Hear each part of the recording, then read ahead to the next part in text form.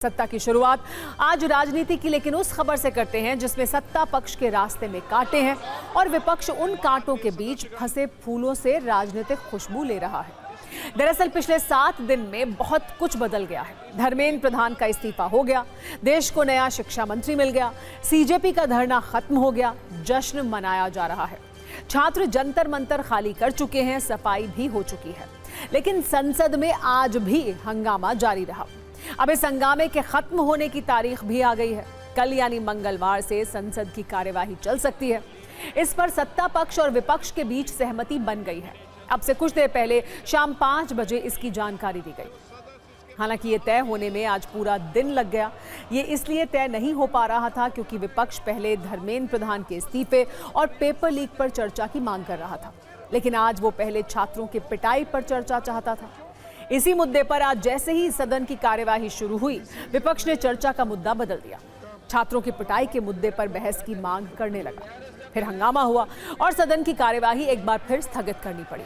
आज भी सदन 3 बार स्थगित हुआ। लोकसभा को 12 बजे, 2 बजे और फिर शाम 5 बजे तक स्थगित कर दिया गया। ऐसा ही हाल राज्यसभा का भी रहा। राज्यसभा की कार्यवाही 2 बार स्थगित की गई। इन हंगामों के बीच स्पीकर ओम बिरला ने सत्ता पक्ष और विपक्ष दोनों से कहा था कि मैं आप लोगों को शाम 5 बजे तक का समय देता हूं। सरकार और विपक्षी सांसद सहमति बनाकर आए, जिसके बाद 5 बजे सदन की कार्यवाही शुरू हुई और कल चर्चा होने के संकेत मिले। इसके बाद सदन स्थगित हो गया। संसदीय कार्य मंत्री किरेन रिजिजू ने कहा है कि ये इतना महत्वपूर्ण विधेयक है और इस पर इतने अधिक संशोधनों के नोटिस आए हैं, जिसका मतलब है कि कई सदस्य इस महत्वपूर्ण विधेयक पर अपना मत रखना चाहते हैं। इसलिए विपक्ष को चर्चा से नहीं भागना चाहिए। स्पीकर ओम बिरला भी पेपर लीक पर चर्चा का वक्त बढ़ाने तक के लिए तैयार हो गए। उन्होंने कहा कि जरूरी हुआ तो 6 घंटे या इससे ज्यादा भी बहस हो सकती है, लेकिन दिन में तो विपक्ष अपनी मांगों पर अड़ा रहा। शाम होते होते सहमति में बदल गई ये असहमति।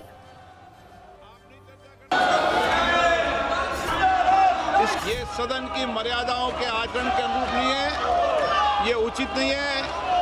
मैं फिर आपसे आग्रह कर रहा हूं, ऐसे माननीय सदस्यों के खिलाफ मुझे कार्रवाई करनी पड़ेगी जो सदन की मर्यादाओं, परंपराओं को समाप्त करने का प्रयास कर रहे हैं। ये सदन है, सदन की मर्यादा बनाना रखना आपकी जिम्मेदारी है।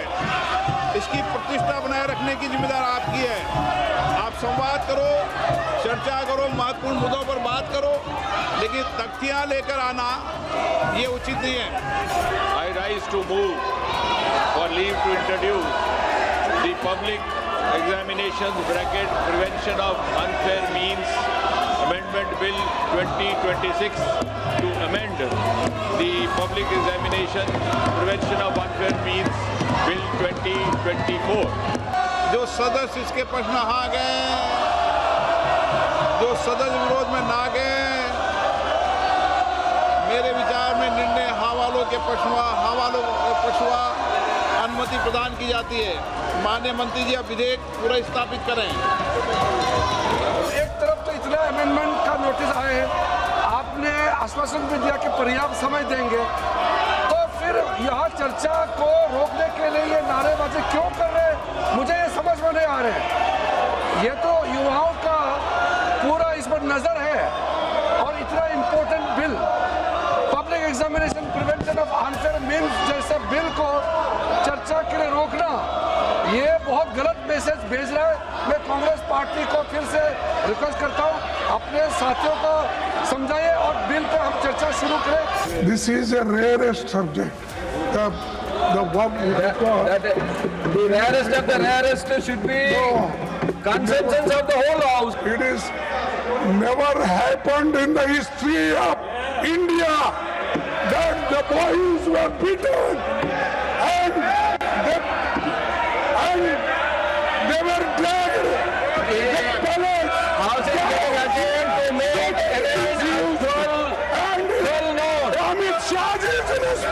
मेरा सिर्फ कहना है मासूम बच्चे पीटे जाएं, लाठियां पीटी जाएं, लड़कियों को पुलिस किया जाए, तो ये जगह गृह मंत्री अमित शाह जी का जवाब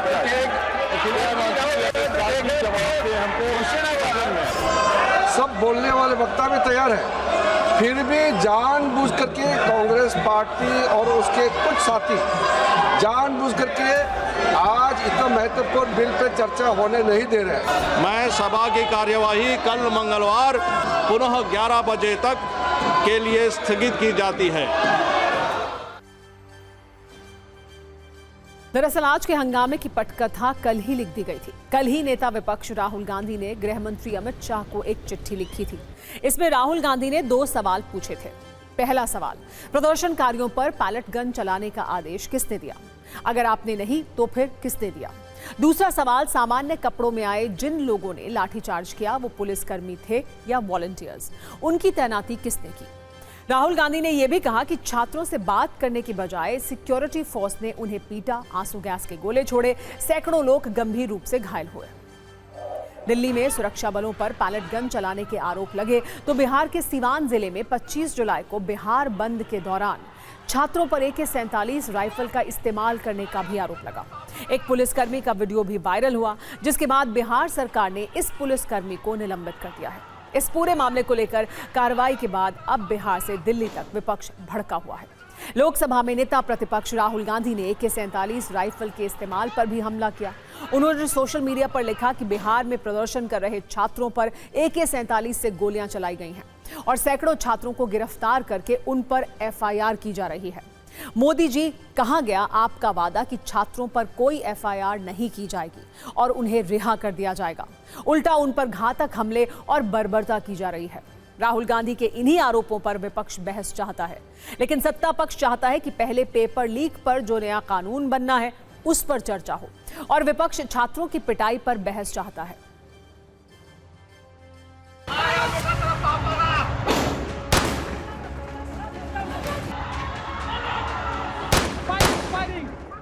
ये इन्होंने अभी भी FIR दर्ज की है स्टूडेंट्स के खिलाफ, शायद कल रात को या आज सुबह, बिहार में, बंगाल में।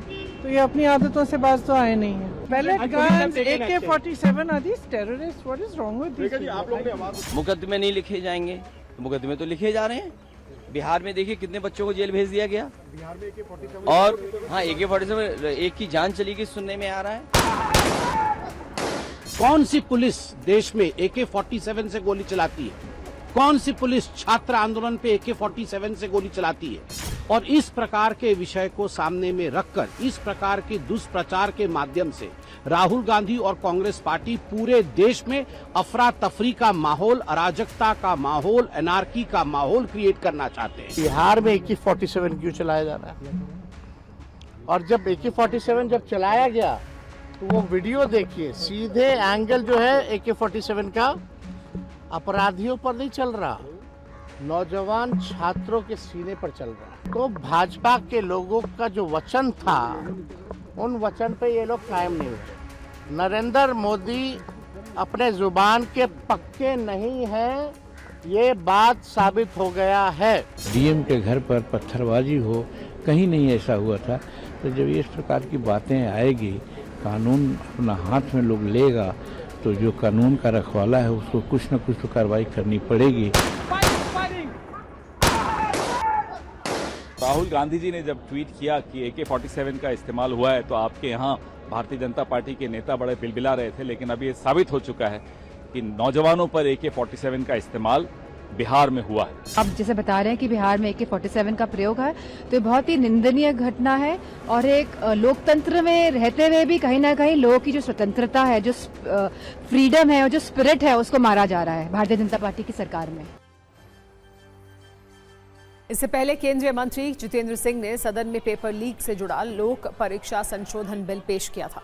इस पर आज चर्चा तो नहीं हो पाई, लेकिन इस बिल में पेपर लीक रोकने के लिए कई नई कोशिश दिख रही हैं। मौजूदा कानून में पेपर लीक पर 3 से 5 साल की जेल और 10 लाख तक का जुर्माना है। नए विधेयक में कम से कम 5 साल और अधिकतम 10 वर्ष की जेल, साथ ही 50 लाख रुपए तक का जुर्माना। मौजूदा कानून में पेपर लीक से जुड़े संगठित अपराध के लिए 5 से 10 वर्ष की जेल और कम से कम 1 करोड़ रुपए का जुर्माना है। नए कानून में कम से कम 7 वर्ष की जेल और 10 करोड़ रुपए तक का जुर्माना है। मौजूदा कानून में जांच की कोई समय सीमा तय नहीं की गई है। अब 2 महीने के अंदर जांच पूरी करनी होगी नए कानून के मुताबिक। फिलहाल ऐसे मुकदमे वर्षों तक कोर्ट में लंबित रहते हैं, लेकिन अब चार्जशीट दाखिल होने के 3 महीने के भीतर ट्रायल पूरा करना होगा। मौजूदा कानून में पहले फास्ट ट्रैक कोर्ट का कोई प्रावधान नहीं है। नए विधेयक में राज्य और केंद्र विशेष फास्ट ट्रैक कोर्ट बना सकेंगे। मौजूदा कानून में अपराधियों की संपत्ति कुर्क करने का प्रावधान नहीं है, अब संपत्ति की कुर्की का प्रावधान भी है। इसके अलावा मौजूदा कानून में डिजिटल मॉनिटरिंग का कोई प्रावधान नहीं है, जबकि अब कुछ विशेष प्रोटोकॉल लागू होंगे। बायोमेट्रिक सत्यापन, एआई आधारित निगरानी, digital tracking, CCTV, metal detector, jammer जैसी चीजें भी होंगी। लेकिन अब आपको संसद परिसर से आई एक और दिलचस्प तस्वीर दिखाते हैं। शिक्षा मंत्री के पद से इस्तीफा देने के बाद धर्मेंद्र प्रधान आज पहली बार संसद पहुंचे, लेकिन जैसे ही संसद परिसर में मकर द्वार से उनकी एंट्री हुई, बीजेपी और एनडीए के सांसदों ने उनका जोरदार स्वागत किया और धर्मेंद्र प्रधान जिंदाबाद के नारे लगाने शुरू कर दिए। फिर उन्हें संसद के अंदर तक पहुंचाया गया। इस दौरान बीजेपी के नेताओं ने उन्हें एक विशेष टोपी और पटका भी पहनाया, क्योंकि 35 दिन तक सीजेपी का चला आंदोलन धर्मेंद्र प्रधान के इस्तीफे पर खत्म हुआ तो विपक्ष भी पूरी तैयारी के साथ आज संसद पहुंचा था। जैसे ही धर्मेंद्र प्रधान संसद आए, बीजेपी सांसदों के नारों के बीच विपक्ष के सांसदों ने भी नारेबाजी शुरू कर दी और इसमें कांग्रेस की सांसद प्रियंका गांधी भी शामिल थी।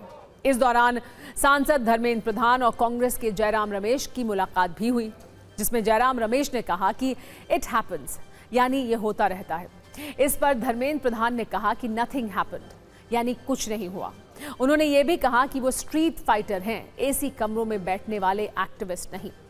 अब राजनीतिक विश्लेषक धर्मेंद्र प्रधान के इस बयान और उनके आत्मविश्वास को अगली जिम्मेदारी संभालने की तैयारी का संकेत मान रहे हैं।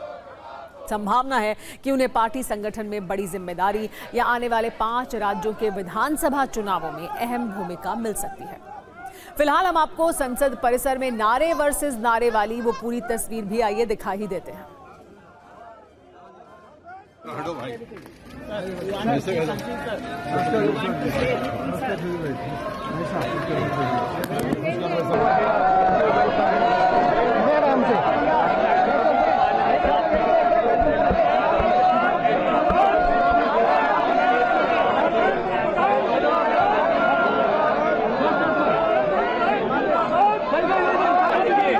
भाई उनके लिए धर्मेंद्र प्रधान आज भी हीरो हैं, क्योंकि धर्मेंद्र प्रधान ने आरएसएस के एजेंडा को आगे बढ़ाया एज शिक्षा मंत्री, आरएसएस के लोगों को सब जगह वाइस चांसलर बनाया।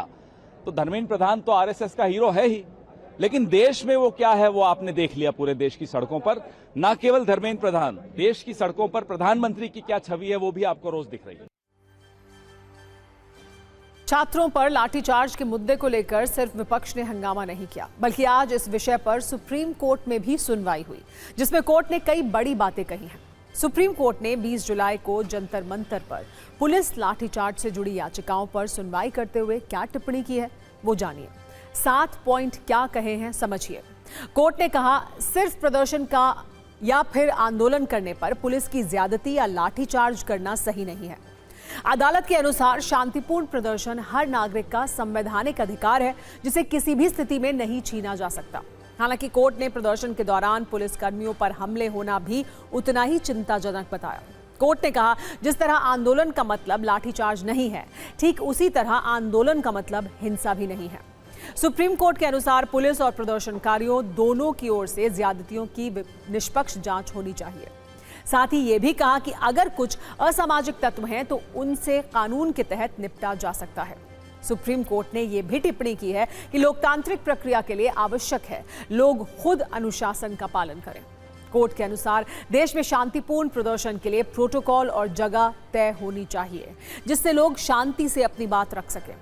अब कोर्ट मंगलवार को सभी याचिकाओं पर सुनवाई करेगा। आरोप है कि नीट पेपर लीक और शिक्षा मंत्री के इस्तीफे को लेकर प्रदर्शन कर रहे छात्रों पर पुलिस ने ज्यादती की। इन्हीं याचिकाओं पर सुनवाई के दौरान सीजेआई समेत 3 जजों की बेंच ने ये बड़ी बातें कही हैं।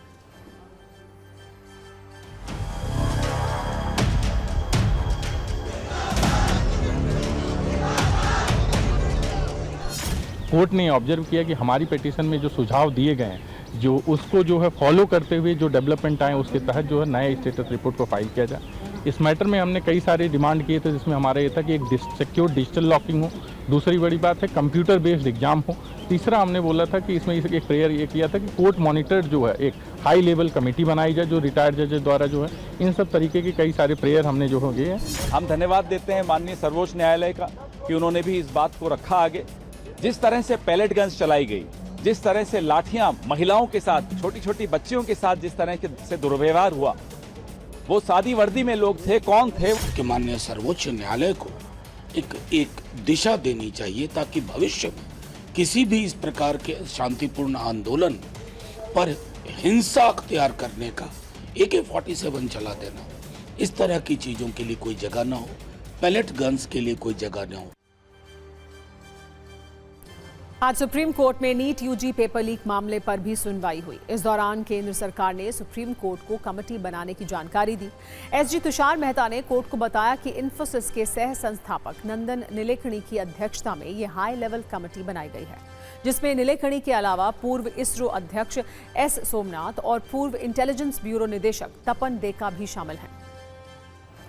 आज पेपर लीक से जुड़ा एक और अपडेट है। नीट पेपर लीक मामले में सरकार ने फास्ट ट्रैक कोर्ट बनाया है। दावा है कि इससे आरोपियों को जल्द सजा मिलेगी और सख्त सजा मिलेगी। आज दिल्ली की राउज एवेन्यू कोर्ट में इसी मामले की पहली सुनवाई थी, लेकिन पहले दिन इसे टालना पड़ गया। वजह रही कि सीबीआई की तरफ से कोई वकील कोर्ट नहीं पहुंचा। सरकारी वकील मौजूद नहीं होने के कारण कोर्ट को सुनवाई की तारीख आगे बढ़ानी पड़ी और अब नई तारीख है 3 अगस्त। सीबीआई के वकील मौजूद न होने पर कोर्ट ने डायरेक्टर ऑफ प्रोसिक्यूशन को निर्देश दिया है कि वो केस के लिए जल्द से जल्द सरकारी वकील को नियुक्त करें। सीबीआई जांच के अनुसार इस मामले में दिनेश बिवाल और विकास बिवाल समेत 13 लोग गिरफ्तार किए गए हैं। जांच एजेंसी का दावा है कि ये लोग उस ग्रुप का हिस्सा थे जिसने परीक्षा से पहले पेपर बाहर पहुंचाया। अब अदालत में इन दोनों आरोपियों की जमानत याचिका पर सुनवाई होनी है, जो अब 3 अगस्त को होगी। सत्ता में अब सोनम वांगचुक की बात भी करते हैं, जिन्होंने अपने 26 दिन के अनशन से छात्रों के आंदोलन में ईंधन भरने का काम किया। आज 6 दिन के बाद सोनम वांगचुक गुरुग्राम के मेदांता अस्पताल से डिस्चार्ज हो गए। अस्पताल से निकलने से पहले उन्होंने एक वीडियो जारी किया, जिसमें बताया कि पहले वो हॉस्पिटल से सीधे राजघाट जाएंगे और फिर पहाड़ों में वापस लौट जाएंगे। आज मैं दिन में यहाँ से निकलते हुए और घर लद्दाख वापस जाने से पहले राजघाट पर बापू को श्रद्धांजलि अर्पित करने जाऊँगा। आप लोगों को याद होगा, ठीक ऐसे ही मैं जब स्विट्ज़रलैंड से आया था अनशन शुरू करने से पहले, राजघाट से हम श्रद्धांजलि अर्पित करके फिर जंतर मंतर आए थे।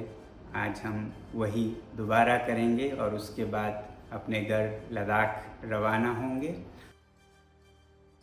अदालत से छुट्टी मिलने के बाद सोनम वांगचुक पत्नी गीतांजलि अंगमो के साथ राजघाट गए और महात्मा गांधी की समाधि पर श्रद्धांजलि अर्पित की। सोनम वांगचुक ने कहा कि आज भी बापू के विचार उतने ही प्रासंगिक हैं, क्योंकि जो नतीजा निकला वो लाठी पत्थरों से नहीं बल्कि शांति और उठाई गई तकलीफों से निकला है।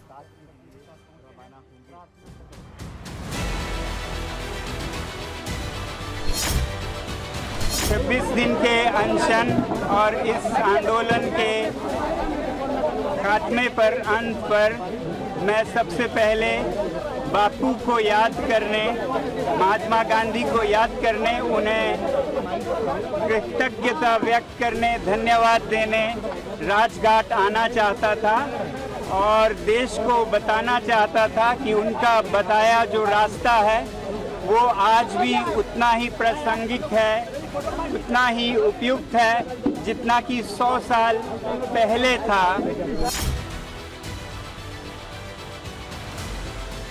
हमें ये समझना होगा कि ये अगर हल कुछ हुआ है, कुछ उपलब्धि हुई है, तो वो हमारे बाजुओं की ताकत से या हमारे लाठियों या पत्थर से नहीं हुआ है, ये हमारे शांति की अपील से हुआ है। अगली खबर सुप्रीम कोर्ट से है, जहां आज दल बदल विरोधी कानून को लेकर कोर्ट ने बड़ी बात कही है। कोर्ट ने कहा है कि 10वीं अनुसूची के मौजूदा ढांचे में बहुत सारी दिक्कतें हैं, लेकिन ये कानून संसद ने बनाया है, इसलिए इसके समाधान की जिम्मेदारी भी मुख्य रूप से संसद की ही है। कोर्ट ने इस मामले में केंद्र सरकार को एक नोटिस भी भेजा है। मामला यह है कि वरिष्ठ अधिवक्ता और राज्यसभा सांसद कपिल सिब्बल ने संविधान की 10वीं अनुसूची की उस व्याख्या को चुनौती दी है जिसके तहत अलग हुए विधायक या सांसद किसी दूसरे दल में विलय का रास्ता अपनाकर दल बदल विरोधी कानून के दायरे से बच निकलते हैं। जस्टिस PS नरसिम्हा और जस्टिस आलोक आराधे की बेंच ने इस पर सुनवाई शुरू की।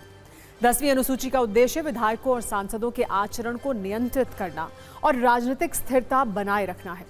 हालांकि इसके लागू होने के तरीके में कई समस्याएं हैं। हम 10वीं अनुसूची के कामकाज को देख रहे हैं, इसमें बहुत सारी दिक्कतें हैं, लेकिन यह कानून किसने बनाया? सांसदों ने बनाया है। ऐसे मुद्दों को आदर्श रूप से सदन के भीतर ही उठाया जाना चाहिए। यानी कोर्ट ने संकेत दिया कि कानून में खामियां जरूर हो सकती हैं, लेकिन उनमें सुधार करने की जिम्मेदारी संसद की है। सुप्रीम कोर्ट की इस टिप्पणी पर कपिल सिब्बल ने कहा कि सांसद भी अदालतों की तरह गलतियां कर सकते हैं। दल बदल कानून की मौजूदा व्यवस्था सत्ता में बैठे लोगों के लिए फायदेमंद बन गई है, इसलिए संसद से इसमें सुधार की उम्मीद करना आसान नहीं है। यह सिर्फ कानूनी नहीं बल्कि लोकतंत्र से जुड़ा एक गंभीर सवाल है। अगर इस व्यवस्था में सुधार नहीं हुआ तो चुनावी जनादेश को बदला जा सकता है।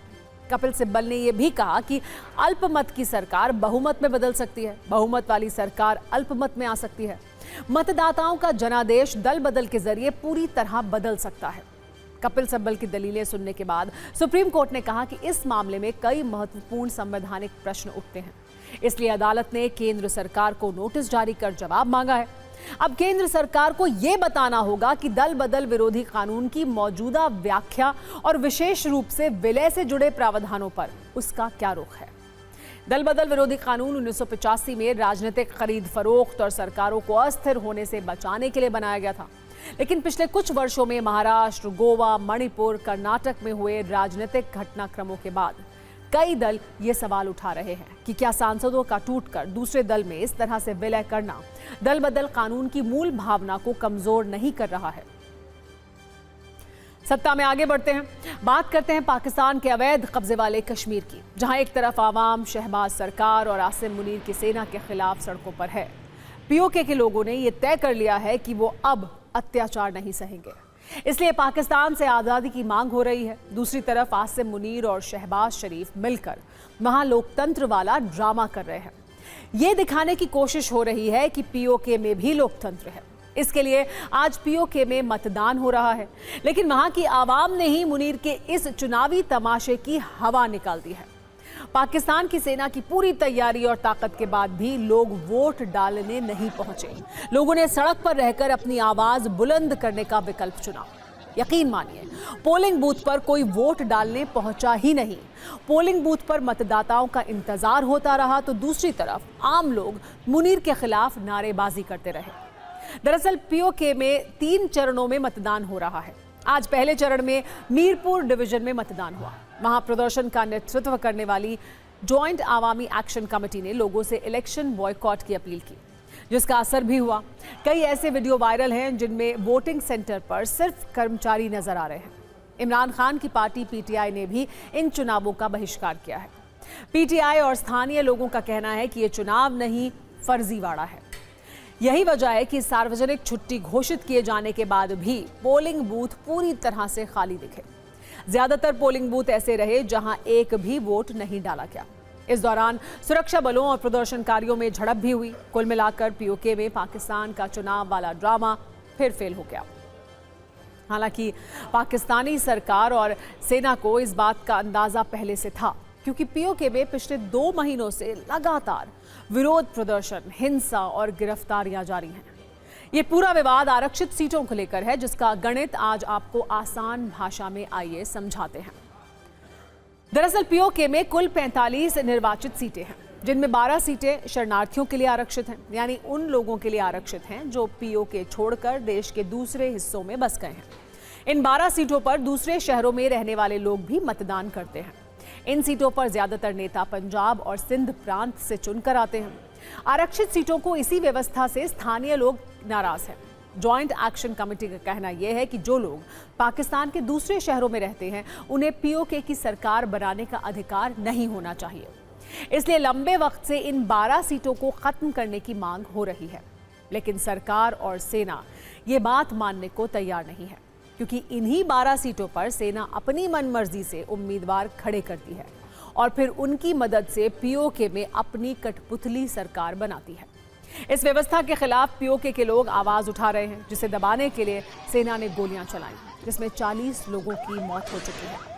शहबाज सरकार इतनी डरी हुई है कि जॉइंट एक्शन कमेटी को आतंकी संगठन घोषित कर दिया गया है। इसके ज्यादातर नेताओं को गिरफ्तार कर लिया गया। कई निर्दलीय प्रत्याशियों के नामांकन रद्द कर दिए गए। इसका गुस्सा आज वोटिंग वाले दिन भी सड़कों पर दिखा। आवामी एक्शन कमेटी ने आज मुजफ्फराबाद चलो मार्च का आह्वान किया, जिसमें बड़ी संख्या में लोग शामिल हुए।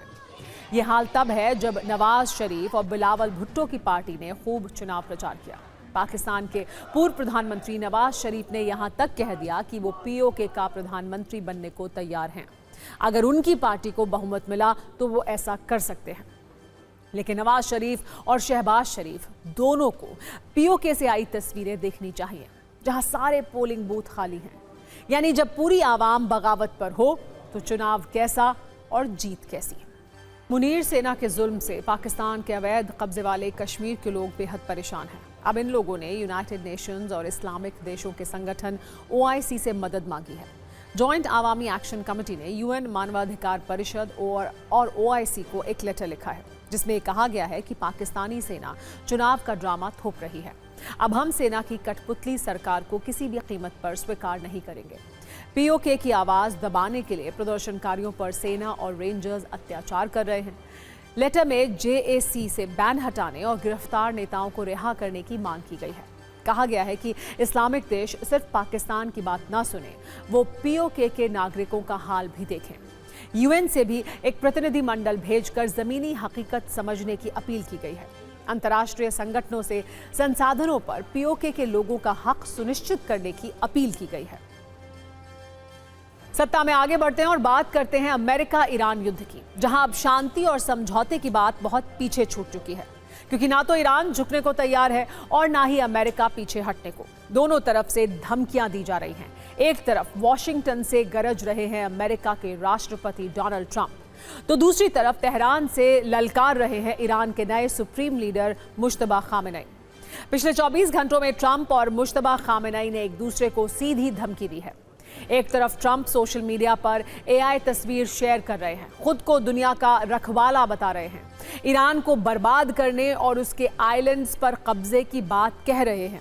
तो दूसरी तरफ मुश्तबा खामेनेई ने जिहाद वाला ऐलान किया है। हिजबुल्लाह का समर्थन करते हुए मुश्तबा ने इजराइल और अमेरिका से लड़ने के लिए जिहाद को ही एकमात्र रास्ता बताया है।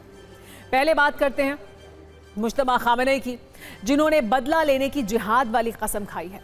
मुश्तबा ने एक बयान जारी किया जिसमें हिजबुल्लाह की तारीफ की, उसे इजराइल के खिलाफ लड़ाई में चट्टान की तरह डटा हुआ संगठन बताया। साथ ही कहा कि ईरान इस लड़ाई में पूरी तरह हिजबुल्लाह के साथ है। इजराइल को लेबनान में हमले रोकने ही होंगे। अब इजराइल की तानाशाही से पूरी दुनिया परेशान है। ऐसे हालात में इजराइल का मुकाबला करना जरूरी है और इसके लिए जिहाद ही एकमात्र रास्ता बचा है। फूटा बच चुका है, यानी सत्ता में आज का वक्त खत्म हो गया है। कल शाम 7 बजे आपसे एक बार फिर मुलाकात होगी। तब तक सत्ता के सभी न्यूज मित्रों से मेरी गुजारिश है कि वो सत्ता की न्यूज रील्स को ज्यादा से ज्यादा शेयर करें और फिलहाल मुझे दें इजाजत।